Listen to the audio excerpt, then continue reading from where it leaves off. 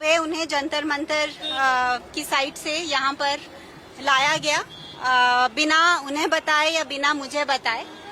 और कल शाम को ही सफदरजंग के ही डॉक्टर्स ने उनका चेकअप किया था और सारे वाइटल्स नॉर्मल थे और पोटेशियम उनका 4.3 था शाम को 4:15 बजे। लेकिन अभी हमें कह रहे हैं कि पोटेशियम 2.9 हो गया है और लाइफ थ्रेटनिंग है। लेकिन जब हमने कहा कि रिपोर्ट दिखाइए, क्योंकि हम बिना रिपोर्ट के कुछ भी उनको देना नहीं चाहते हैं, मैंने क्लियरली ये कहा है कि कुछ भी ओरल या इंट्रावेनस बिना मेरी कंसेंट के उनको नहीं दिया जाएगा और जो भी दिया जाएगा वो रिपोर्ट के बेसिस पे दिया जाएगा। लेकिन वो हमें वो रिपोर्ट दिखा तो रहे हैं जिसमें 2.9 है उनका पोटेशियम, लेकिन दे नहीं रहे। तो इसीलिए ये ट्रांसपेरेंसी की वजह से मुझे ये ट्रस्ट में प्रॉब्लम आ रहा है। और ऊपर से अगर ये मेडिकल ही इशू था तो इतने पुलिस यहाँ क्या कर रही है? और सेकेंडली हमारा फोन हमें क्यों नहीं ले जाने दिया जा रहा सोनम को? तो ये जैसे सफदरजंग हॉस्पिटल नहीं है, जैसे सफदरजंग प्रिजन है ऐसा लग रहा है। इतने सारे पुलिस हैं उस फ्लोर पे और जो 2.9 ये कह रहे हैं जिसके बेसिस पे ये इंट्रावेनस देना चाहते थे पोटेशियम, जो मैंने मना कर दिया है, वो 2.9 मेडिकली पॉसिबल नहीं है कि एक ही शाम में 4.3 से 2.9 आ जाए। मैम, क्या आपको लग रहा है कि सोनम की हंगर स्ट्राइक तोड़वाने की कोशिश की जा रही है? हाँ, डेफिनेटली ये तो उनकी रूल बुक का ही एक पार्ट है। ये तो हमको पता ही था कि वो कोशिश करेंगे कि जो मंडे,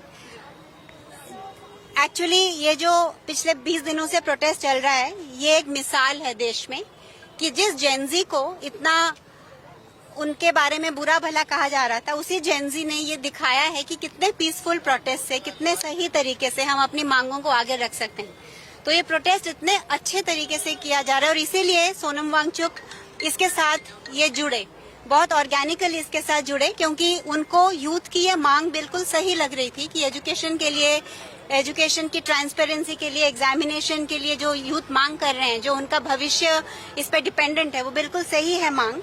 और जो ये यूथ मूवमेंट चल रहा था वो इसीलिए इसके साथ जुड़े ताकि ये गलत लोग इसका गलत इस्तेमाल ना करें, ताकि वो अगर इसके साथ रहेंगे तो वो इसको गाइड कर सकते हैं इस मूवमेंट को। और वही हमने देखा कि पिछले 20 दिनों में जैसे सोनम पहले अनशन करते आए हैं पीसफुल प्रोसेस से, किसी को बिना तकलीफ दे हुए, वैसा चल रहा है। तो इसीलिए कोई कारण नहीं है इनके पास कि मंडे की जो यात्रा है उसको रोक सके। लेकिन ये जानते हैं कि अगर मंडे मॉर्निंग यात्रा जो निकलनी है, अगर वो निकलेगी तो वो जस्ट दिल्ली में नहीं निकलेगी, पूरे देश में निकलेगी, क्योंकि हर शहर ये प्लान कर रहा है कि वो उसी वक्त वो भी यात्रा करे। और अगर सोनम की तबीयत, मुझे तो नहीं लगता कि उसमें कुछ खराब है, उनकी तबीयत बिल्कुल ठीक है। और हम एक थर्ड पार्टी लैब से दोबारा वो टेस्ट रिपीट करने जा रहे हैं बिना उनको दवाई देने के पहले, और वो बिल्कुल ठीक हो जाएंगे और वो यात्रा के लिए रेडी होंगे। और ये आंदोलन बाकी के बच्चों ने, इंक्लूडिंग अभिजीत ने, जारी रखा है।